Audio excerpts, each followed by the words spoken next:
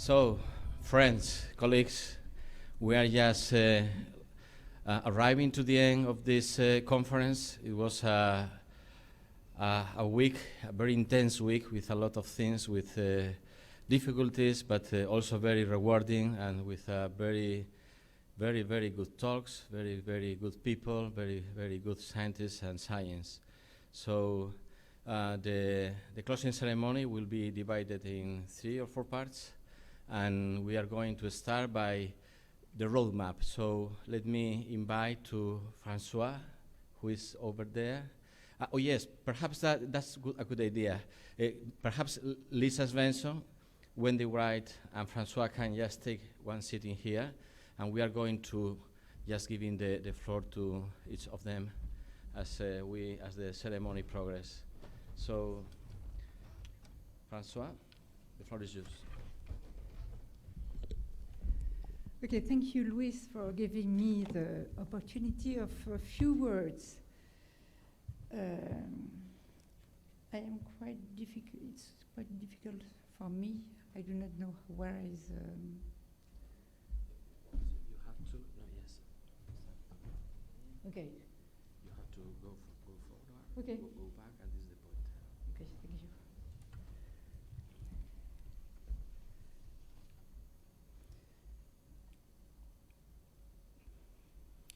So, from Barcelona this year, what will be after that the next steps? We will have the next year the COP21, and Barcelona was a key event in the links between ocean research, civil society, and global governance.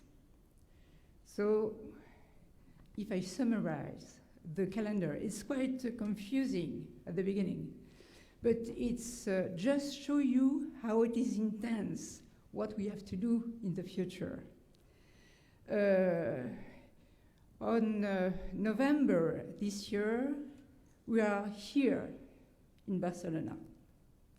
The next step will be Lima with the COP20, and between today and the end of the next year, we will have several steps. From Lima to the Paris COP21, which will be in December the next year, we have first in March a very important meeting. The name of this meeting is Effects of Climate Change on the World's Oceans. And we were discussing yesterday and the day before yesterday with the guys which are organizing this meeting with IOC, ICIS, PCIS, and we think that we have to work together also for the next step, which will be the World Ocean Day,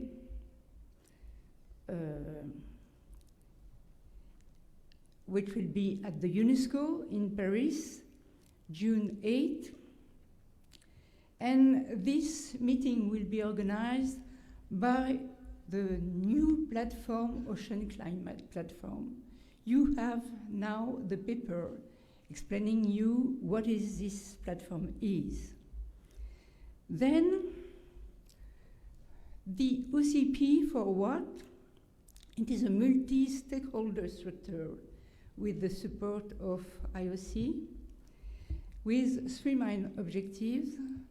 First, to bring answers to the general public about the crucial role of the ocean in the global climate system. Second, to encourage research about the links between ocean and climate. And third, to inform and reach out to decision makers on ocean and climate issues.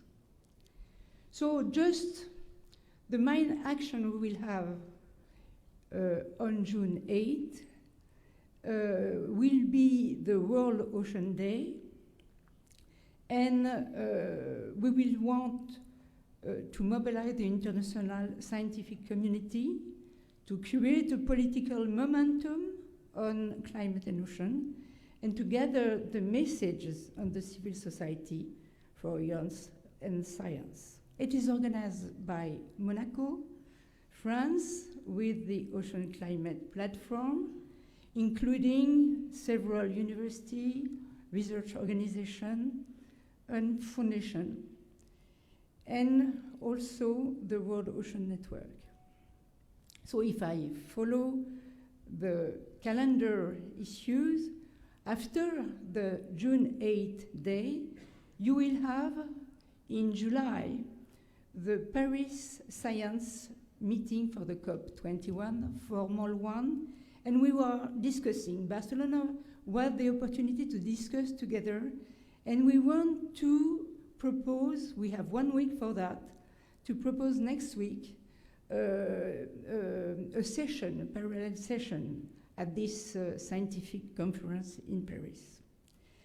The next step will be in September. The World Ocean Assessment will be published.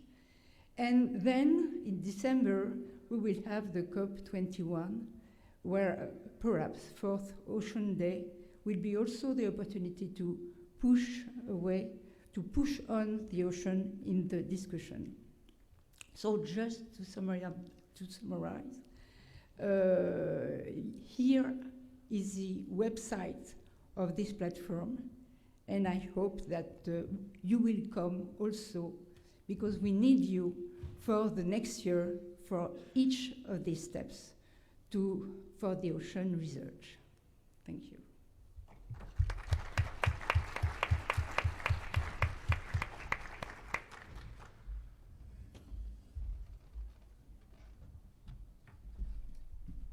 So I invite now to take the podium Mr. Arvin Gopechus from the island Mauritius Islands, and he is one of the early career scientists who was attending the meeting, and he will address the audience just to speak on behalf of the 50 grants that we have given to the early career scientists, but also on behalf of the young people who was attending the meeting. So please, Arvin, come here.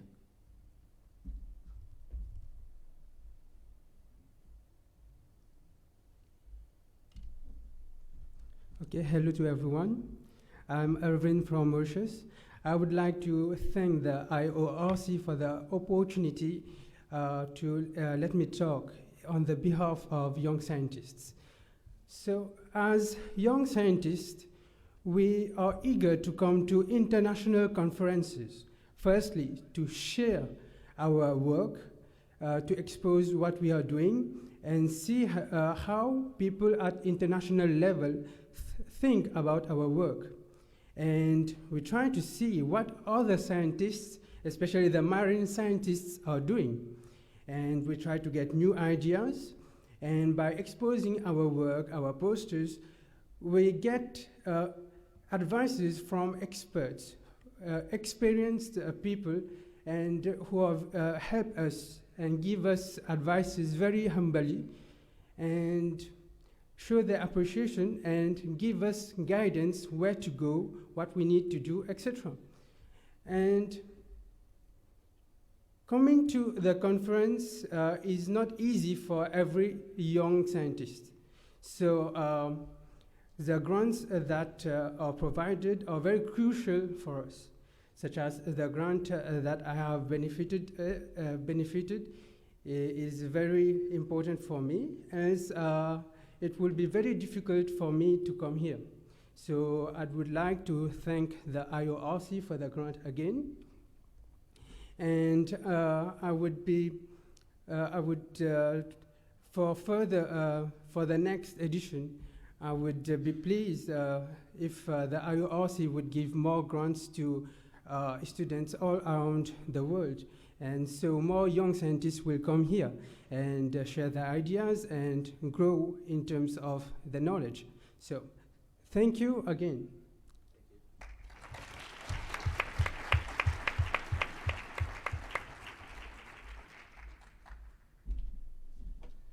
So next, we are going just to see to some statistics around the conference. So I invite Wendy Watson-Wright, Executive Secretary of the IOC, to give you some figures. Thank you. How do we start this?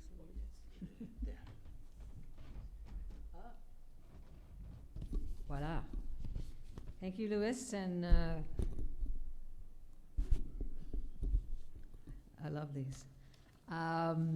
Dear participants, guests, friends, and hosts, I am absolutely delighted to present to you some hard facts now, and I hope, certainly hope that everybody enjoyed the time and the discussions during the past week as much as I did, and I'm really happy to be able to show you these figures illustrating who is taking part here in Barcelona at the Second International Ocean Research Conference. So if you look at this graphic, you will see that we have the color plot with the various countries and continents. For example, Africa's in yellow, and I can't see it behind me, but you can figure that out. I hope you can see it. But I'm happy to tell you we had experts from 70 countries who presented and interacted here, and more than 590 participants gathered together. And in terms of gender balance, I'm happy to say that 43% women and the rest men. I say the color plot on the upper left side, as I said, shows you the participation for each country. And when you have a closer look, you look at the three topics, namely topic 1, which was building scientific knowledge. Topic 2 was applying knowledge for societal benefit. And topic 3 was improving governance and building capacities. You will note, and I'm very pleased to see the active participation via talks and posters. It's almost equal for topic 1 and topic 2, and very high for topic 3. I know it's been a long week, especially for the 166 of you who were here for the workshops on Sunday. But listening to you showed me that the fruitful discussions that started there continued, and I hope that they will result in new collaborations and cooperation activities. And there we go. So, besides the human facts, I'd like to present to you now how successful the communications platforms, the website, the live stream, and the social network Twitter were. And thanks to all of you who were twittering away, it was very helpful to us. The website, probably everybody visited several times. It did evolve during the past year and over the past year, and we had more than 12,500 visitors to the website, and especially during the week of the conference. We attracted more than 1,500 interested users to obtain detailed information about the Second International Ocean Research Conference. Now, maybe I should have recalculated the number of participants because, you know, experts also used the possibility of listening to keynote lectures and morning panels, but in any case, it's all in there via web stream. So in total, 336 users joined us in the morning, and the daily peak reached around 83 users. Of course, we do have different time zones, and our sessions started early in the morning, so most of the audience was in fact from Europe, but I can understand that. Last but not least, I'd like to present you some results on the statistics related to Twitter. We had two main hashtags for the Second International Ocean Research Conference, hashtag Ocean Research and hashtag IORC14. So combining the posts of both, we had almost 1 million views. And the users publishing tweets related to the conference came from over 33 countries around the world. Unfortunately, it seems that gender equality has not quite reached Twitter as it relates to ocean science, or at least this conference, but no doubt at the next conference that will be changed.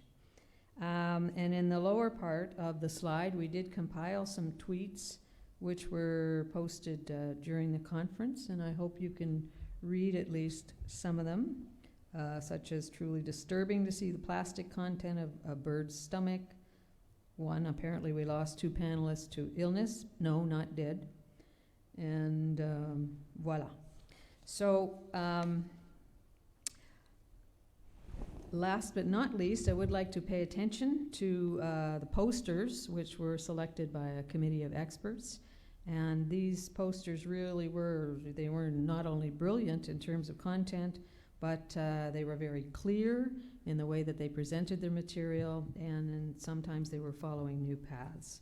So let me then just finish with a view of some of those posters, and I hope you all had the opportunity to view them and to interact with the authors, because they obviously spent lots of time and effort trying to prepare them. So that's it for me. Thank you.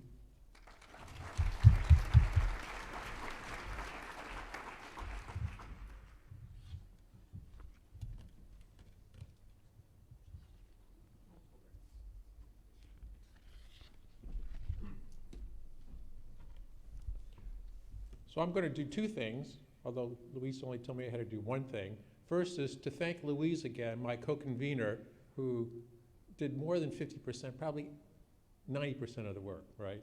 I just showed up. Second, I'm not going to name everybody, but the International Steering Committee, one of the reasons why we had so many countries represented is we had an International Steering Committee that was really global, and they took it upon themselves to reach out to the colleagues in their country and other countries to get the participation that we did.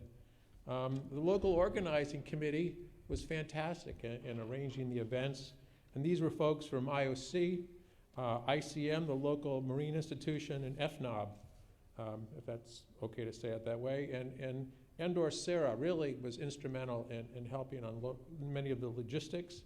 And as you know, we were really supported by the IOC and FNOB, of which this conference couldn't have occurred. So what's going to happen afterwards? We've talked to a number of people. The Oceanography Bulletin, which you've seen out there, is going to publish a special electronic issue. The deadline for submissions is going to be around April, and it will come out in June. And our idea is to have abbreviated versions of the plenary talks. I've talked to most of the plenary speakers. I haven't talked to you yet, but you know, there were such wonderful talks that when we went around and solicited input from the participants, everyone really supported the idea of having articles on the plenary talks. Louise and I will write an overview of the meeting, talking about the themes, some of the statistics. And then the third part of the electronic issue, which is open access. All the articles have DOI numbers, and that you'll all be able to download the entire volume as a PDF, is the reports that Lisa is going to give.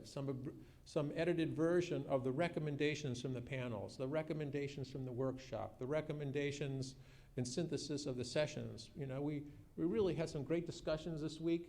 We really had some great ideas of moving ocean science and policy forward, and we don't want that to just drift until the next conference. And so by putting this out, something to refer to by the parent organizations and you as scientists, we hope that we could keep up that momentum. And so that's the plan of a follow-up, as well as on the regular websites of the IOC and FNOB, you'll be able to see the presentations of the plenary and some of these statistics. But the actual summaries and recommendations will be in a special oceanography issue, hopefully published in June.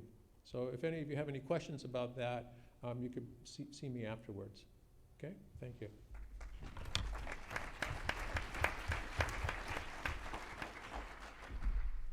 So next, I invite Lisa Svensson, Swedish ambassador for the ocean, to give us a summary of the things that we have been doing during this week. She has been very, very busy receiving all your comments and bullet points and trying to synthesize it in a few slides. Thank you, Lisa, for this. Thank you, Luis. Thank you so much for inviting me. Are you ready for the 2 hours closing session? Yes, you're so active. I'm actually just going to give you the core elements that we have been talking. 600 scientists for the last 10 years. That conclusion is quite hard to do even in 2 hours. So what we have been talking here during this conference, Let me see if I get this technology working. How do I move the slides, Luis? Your last duty. Yeah, this is forward. Wait. This one. This is forward. Mhm. This is backwards, and this is the laser. Okay, I'm pushing forward. There we go. So we have really had 3 themes over the conferences. One of them, building the scientific knowledge, and secondly, applying knowledge for social benefits and achieving the ecosystem management and sustainability. And thirdly, how do we improve the governance and also building capacity? Those are the major 3 themes during those days. However, I think all of you has participating in the workshop and session, realizing that any other subject related to marine issues has been raised and discussed. But focusing and building this into those 3 themes, I think one of the main conclusions that we had talked about is that, yes, there is a need for more science, and happily are we. We can continue our work. And one of the workshops just said that 1/3 of the marine species remain to be named, and only 5% of them are known or really observed yearly. And we also mentioned the new technologies as a way to get the science, but it's also a cost-effective way to reach the science, and also give us easier access to new sort of analyses. We also talked about the economic incentives to use this technology, to get access to it, in particular in the developing world. And we also mentioned the use of technology when we're talking about surveillance of marine protected areas, or even the high seas, where we don't really reach, is far away from where we are actually sitting on our desk doing the research. And the new technologies is also a way to reach the new scientists, the younger generation. So obviously technology, that's something we should bring with us. And as Wendy just presented, the social media, how can we use that? We were 600 people here today in Barcelona, and we had so many more followers on the web. So we can actually duplicate our dissemination of the results. We also talked about the integrated approach, and maybe not only with other areas and sectors. We talked about the already existing acidification network, but also the ongoing ocean oxygen observation network. So integrating not only with other fields, but also with our own field. And I have this fantastic metaphor that Alida Bundy from now on called the Bundy cake. So once you eat the tiramisu, you're gonna remember, did I really integrate with the natural science? So how do we integrate natural and social science? And that's why I think this tiramisu, it's a lovely metaphor to bring back home. And the second theme that we had was the continuous need for assessment, mapping and evaluate ecosystem services, and in particular on a global scale. We still need to have much more science, but we also need to know the understanding of the underlying processes of the ecosystems and how those are interlinked, not only between different areas in the oceans or regional seas, but also how the ecosystems are linked into the ecosystems on land. And we also need to know much more about the dependency of ecosystems. And we often talk about the risk of ecosystem services, or rather the lack of ecosystem services. But once we talk about the dependency, it becomes much more urgent. For example, we heard 1 in 7 rely on fish as a main protein for resource, for food security. Once we bring that up to attention, I think we will have a much more urgent response to it. And we also had a workshop that pointing out the polar region, for example, as an area which actually react much more faster to the change in multitudes of ways. At the same time, it's a paradox. We had the conclusion, we need much more science, but on the other hand, we also had another conclusion saying, well, do we actually need more? Isn't that all about what do we actually need to do? We need to react to the science. And maybe those two are not contradiction, but they should go parallel and hand in hand. So moving a few more slides on the second one before moving to the third one. We talked about also once the polar region, but the coral reefs, of course, as we all know, is a very sensitive area. And we heard that sort of discussion conclusion that those are really the nursery for our society. So what happens if we lose the coral reef? Are we losing ourselves? Are we losing our society? Obviously, a very important question, particularly for the developing countries once again. In the beginning, and I think it was on Tuesday, we also talked about the consensus approach. We need the bottom-up approach, consensus build, and reach out to different science fields. And we talked about the importance of international programs, but foremost, international programs need to be sort of constructed where we don't have national solutions. So we're not building up competing systems. Now we're moving into the third one, the ocean governance. And I think our last panel here, just to mention and recap, really, that we have seen a lot of progress on a national level, but it's really on the international level, on a global scale, that we're seeing the lack. And maybe this is also the root cause to unsustainable management of the ocean. It's a huge patchwork. And I think there is a number of 567 conventions to the global ocean. And of course, it's impossible to even keep track of all those, even though you're a policy person. And we talked about the marine protected areas. I think there were very different views. Some people, some scientists agreed that this is the way to go. Some even said that that's not the way to go. We should focus on protecting natural resources. And I think maybe it's a question of definition of marine protected areas. But the international community has reached an agreement for 10% of protecting areas, though we're not even up in 3%. So obviously this is a lot of work to do, and the science needs to be filled in the gap. We have on the EU level, we have 2 directives, the water and the marine directives. And what's happening and what we talked about in some of the sessions is how those are interlinked to each other. And that also enables us to talk about the land-based resources and how that is affecting the ocean. And that's quite important when we talk about the waste management, chemicals, etc., that was briefly mentioned in some of the sessions. We have progress made on a national level. A lot of progress is made in terms of maritime spatial planning. There is an ongoing process in the EU, but also in other parts of the world, as well as in marine protected areas. But once again, the global scale.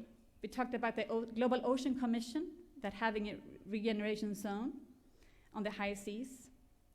We also mentioned in one of the sessions that the regional seas is a very good base for continuous work. It's a test bed for science that could be brought up to a larger global international level. And we also have regional conventions such as OSPAR and HELCOM. They're doing a lot of progress. And lessons learned could be learned from those regional conventions brought up to a global scale. And into the UN system, of course, we have many UN organizations relating to ocean, maybe not science, but at least marine issues. And we have also, as we heard, the UN process on finding a post-development agenda, post-2015. Is ocean going to be one goal, or is it going to be integrated? That are to be discussed and negotiated next year. But obviously, the science can and needs to come in those processes. And once again, the Global Ocean Commission was started, maybe because of the lack of progress on an international level. So what's going to continue after? It's up to us for discussions. So having said that, obviously there is increasing need for science. We have also heard the term of the blue growth and the blue economy. And what does that mean? It means pressure on tourism, energy, food, mineral, oil, and gas. All those, both corporate side and the policy side, need to have science and data on where are those resources, but foremost also, how are they protected, and how is this going to be interlinked, and how is the spatial planning. And we need to balance the blue growth. Is this going to be growth, development, or protection? This is something that the community have to decide. And once again, there is a knowledge gap, and that is clearly stated, particularly in the EU directive. There is a knowledge gap, and that have to be filled by science. We also talked about the importance of being innovative. We talked about consumption and production, the importance of green entrepreneurship, finding new business models.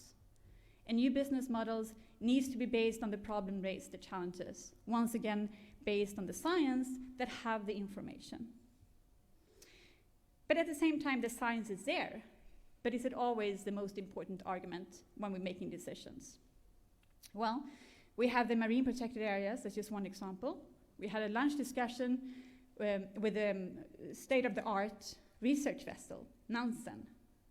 We also had a research vessel from the country where I come from, Odin, delivering plenty of science to the protection for Antarctica.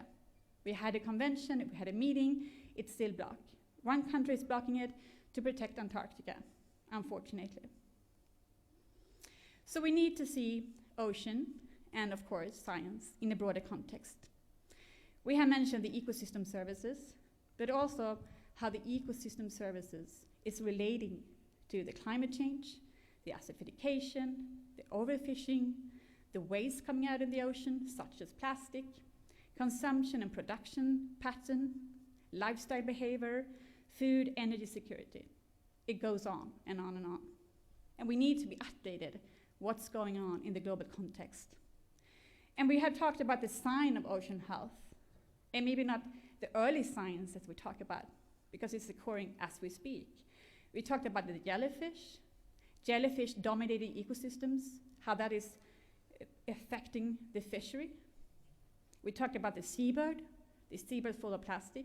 We also talked about the oysters, and how the oysters are infected with the increasing acid in the ocean. So clearly, we need leadership. Science-based platform for communicating what's going on and what kind of decisions are need to be done and need to be taken. And to be able to do that, we need to have education, capacity building, and what we call the ocean literacy. And I just laughed a little bit for myself, because the last panel here today had a slide, what is ocean literacy? But the first slide in the first panel, I think the second one, was Sam Dupont. He had the answer what ocean literacy is. So maybe we should be humble and listen to each other also. Not asking the same questions, finding out what the scientific colleague of mine is actually doing. So having said that, the dissemination of science to decision making. So sort of wrapping up an outlook, what is the future role of science? It needs to be relevant, it needs to be understood, promoted, and credible. And we also heard the importance of elevator pitch. How many of you know what an elevator pitch is? If you're not American, it's not clearly. Well, we have one, too. Obviously not that many Americans in the audience. An elevator pitch is when you go into an elevator and the door is closing, and if you meet your manager, your boss, you have 1 second, depending on how long the elevator is, to make your case, to explain why you need more funding, for example. And if you lose that chance, that was your last chance. Of course, this depends if you live in New York, tall buildings, skyscrapers, or if you come a country where I'm from, hardly 10 seconds. And I think it's a nice metaphor, because if you're from a smaller country, you have to be much more sharper, because the elevator is not that tall. So young scientists need to figure out, what is your elevator pitch? And what would you say when you meet somebody that might give you financing? We also need to have a network, and outreach, and capacity building. And we also need, having said that, we need to change the reward structure for scientists, and also the funding structure, if we are to communicate and clearly educate people about science. And we talked about science, but also how to interact with the policies. And we need to understand, as Jane Lubchenko mentioned, how is really decisions made. As I mentioned, we have the science for Antarctica, still. Countries like Russia is blocking it. And why is that? It's politics, it's economy, and it's values. And I think also I heard here today so much frustration. Why are we not getting anywhere? I was here for 10 years ago. I wasn't myself. But why haven't we gone further? And I think this is maybe the reasons. It's not all about science, unfortunately. It's a part of it. It needs to be a part of it. But there are other dimensions as well that we need to know. So we need to translate science into advice so the policymakers can use them in the right setting. And we need to have a platform for communication. As once again, as Jane nicely said, we need to be bilingual. Not in English, not in Swedish, obviously not, but understanding the language to the person we speak. And this will be a game changer. We need to interlink the value of ocean. And just one example, having done that, is the reform of the EU common fishery policies. Once we show the value of the fish in the water, the members of the parliament started to change. And then you could actually reform the agenda. So having said that, we need to reach out to partners and stakeholders and citizens to get them engaged in the policies we want to change. So I'm ending on a happy note that there are solutions. And I just picked some of the solutions that I picked up during the sessions. And we had a terrific session of plastic. There was a new report launched. And I think the main outcome of that was that if you put the value on plastic, would it be in the ocean then? Because ocean is seen as a big garbage. Obviously not. There is new fishing nets, for example, and there is companies making those, taking out the fishing net, paying the fisherman to get the nets, and making very high-end carpets that are sold, and they make money out of it. So it's a new business model. We talked about sustainable consumption and protection pattern. There's tremendous efforts and solutions in that concept. New design of products, life cycle, adaptation, and enhanced resilience, building wetlands on the coast, once again, interacting what's going on land. And also, we can fish smarter, and there are solutions. The IUU, and also once again, Jane mentioned a few examples from Belize, Nambia, and Denmark. We have the port state measure that are to be hopefully signed soon by 30 more countries. It's also a solution, we're getting there. And in terms of food security, we also have many discussions on aquaculture. But if that is made sustainable, it can be a source to solving the food security crisis, feeding 9 billion people. So this is the end of the beginning. We have been the cause of the problem, but obviously we are also part of the problem. And I think having said that, it is important to bring in the human aspect of science, and particular of ocean and marine science. Thank you.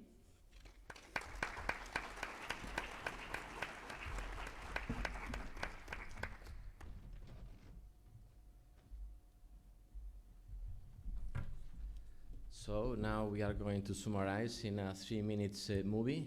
Can you launch it, please? The things that we have been done during the last 7 weeks. So go ahead, please. 7 weeks.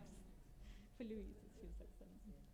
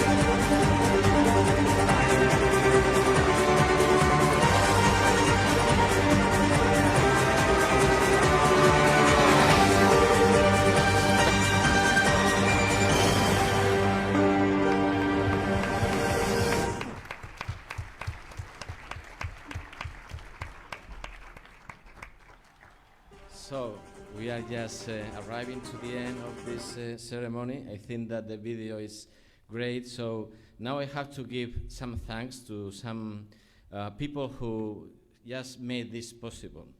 The first person is Andor Serra. You know how you don't know how much Andor has done for this meeting to organize everything. How enthusiastic was Andor since the very beginning when we just discussed with him the idea to organize this in Barcelona, and how helpful he has been all the time. Andor cannot be here today, but I have also to thank to another person who has been my interlink with Andor, is Victor Montero, who is in here, and I just ask for a big applause for Victor because he has made this possible.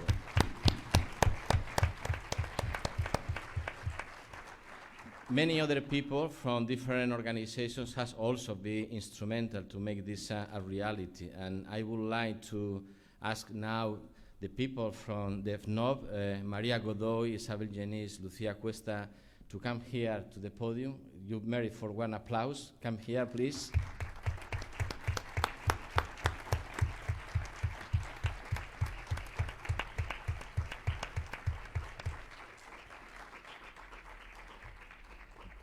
Please bring one flowers.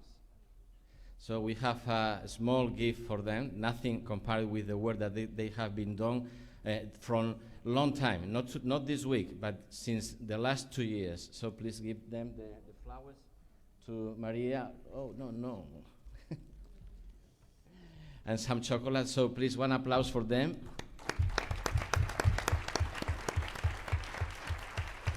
So we also have been working very closely with other group of people who belongs to Solsona Comunicación.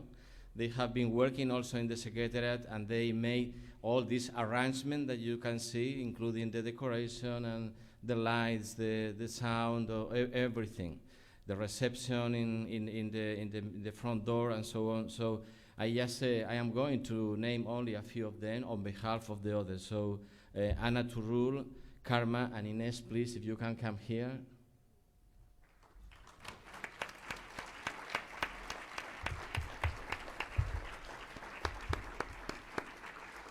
Okay, we also have some flowers and some chocolates for you.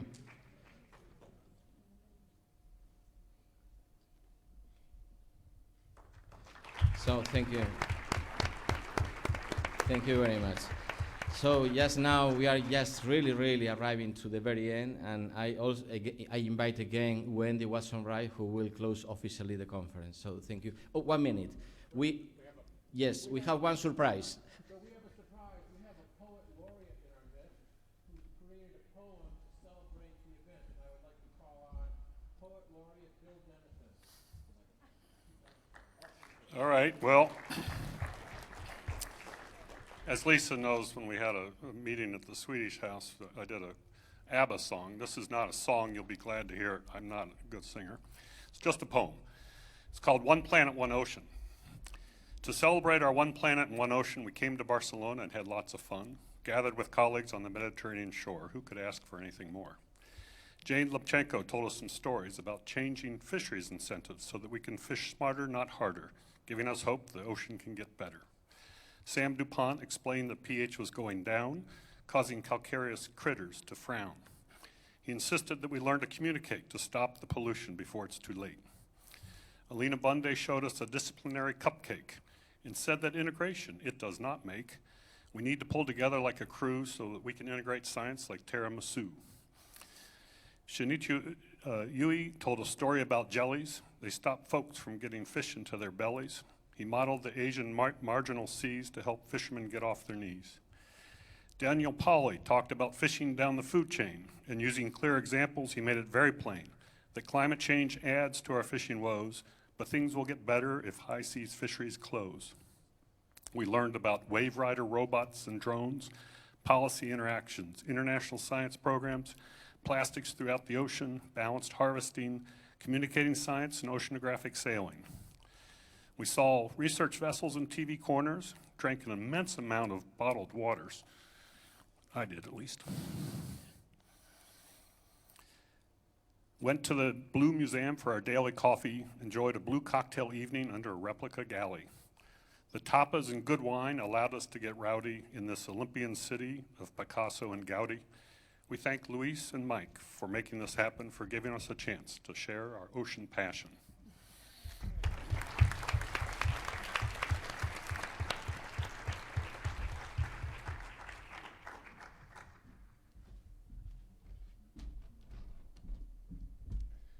Okay, so we really are on the home stretch now. Participants, friends, ladies and gentlemen, señores, señoras. Whether you're at the summit of your scientific careers or still struggling with your graduate or undergraduate theses or here out of interest, I certainly hope that you've enjoyed this second International Ocean Research Conference as much as I have. And I hope that you've challenged yourselves to the utmost throughout the conference. Now, at the opening reception on Sunday at the beautiful and historical Barcelona City Hall, I called on you to share at every level of society the almost daily flow of new information and new science about the ocean that's coming out of your various labs and academic institutions. And I called on you to share that knowledge because the future of our ocean depends on our ability to ensure that policymakers and civil society have access to the best science in order to produce the most effective governance and the highest levels of public awareness. I believe that this conference has contributed and will continue to contribute to the goal of advancing and sharing knowledge in ocean science, but that's clearly not enough. As we've heard over and over throughout the week, it's no longer adequate, and maybe it never has been, that scientists share information only in scientific journals.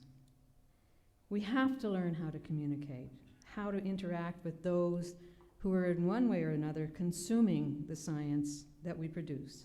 Science is not made in a vacuum. It's made within very particular social contexts, and it's high time that we acknowledge both what the current global context asks of us and what we can deliver as productive and conscientious citizens. So, what has this conference contributed to this aspiration, and where do we go from here? In other words, so what? Well, there are two sides to this question, substance and process. You've spent most of the time here discussing substantive so what of the conference. What should be the focus of ocean research? What are the emerging issues? Where are the data, theory, and institutions taking us as a field?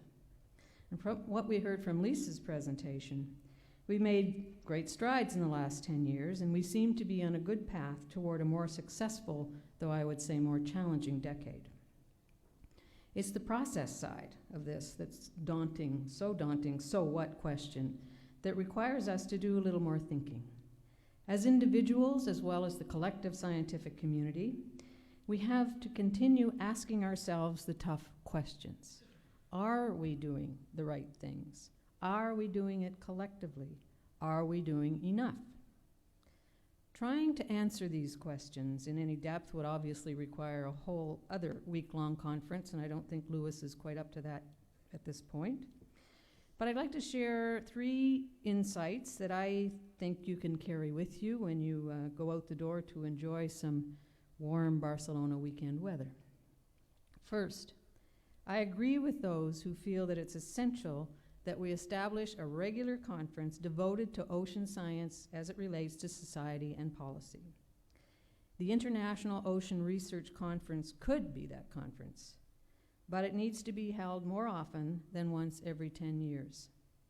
Moreover, the success of such a conference would depend on you, the ocean science community, to relinquish a strict research-oriented focus and move to a broader mandate involving policymakers and different civil society representatives. Second, in order to have true engagement from and to create lasting partnerships with the policy community, civil society, and the media, with a particular focus on youth, we need to do a better job of involving all of them from the outset in the planning of major conferences and other joint actions. They need to be part of setting the agenda and we have to be open to, indeed, welcome their specific priorities, even when they may stray from what we think is the most important.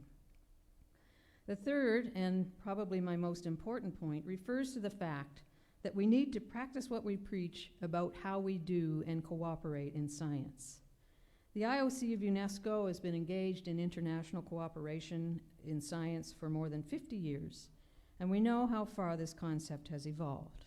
But science cooperation today is not a luxury, and I believe we're all in agreement that truly comprehensive solutions to the ocean's most pressing problems require a concept of ocean science that is as inclusive as possible.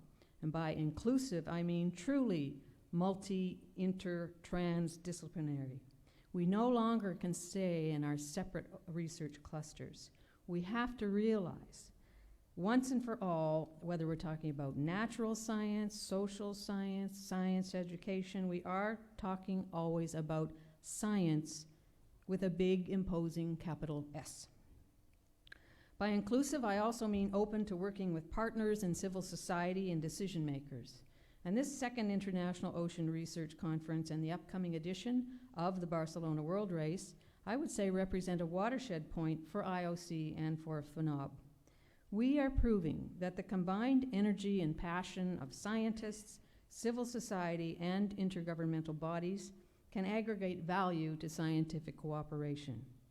As the Barcelona World Race skippers prepare to take off on the 31st of December of this year and distribute Argo floats in the most unexplored and inaccessible corners of the ocean, we should be thinking about how to capitalize on, expand, and deepen their and our environmental commitment. For IOC, this Sailing for Science movement is just the beginning of a much larger paradigm shift in terms of how, why, and with whom we do ocean science. And I must wholeheartedly invite you to join us in this attempt to innovate. I invite all of us to push ourselves out of our comfort zones. It's the only way to fulfill the need for more effective communication of ocean science that has been called for time and time again throughout this entire week. So thank you to our sponsors.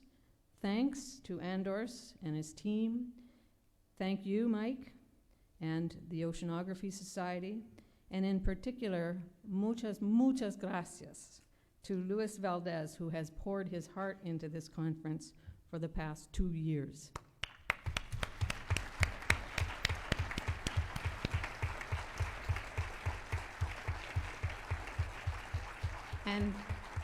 And thanks to all of you, the participants and the audience, for your wonderful contributions, your interest, your enthusiasm, your good humor, and most of all, for your passion for and about the ocean and ocean science. And as Denis Diderot said, only passion, grand passion, can elevate the soul to do great things. And I'm very happy to say that the IOC stands ready to coordinate these great things that we're going to do together. And I say that on behalf of myself and my successor, who has been named just yesterday, Dr. Vladimir Ryabinin. And Vladimir, maybe you'd like to stand up. And congratulations.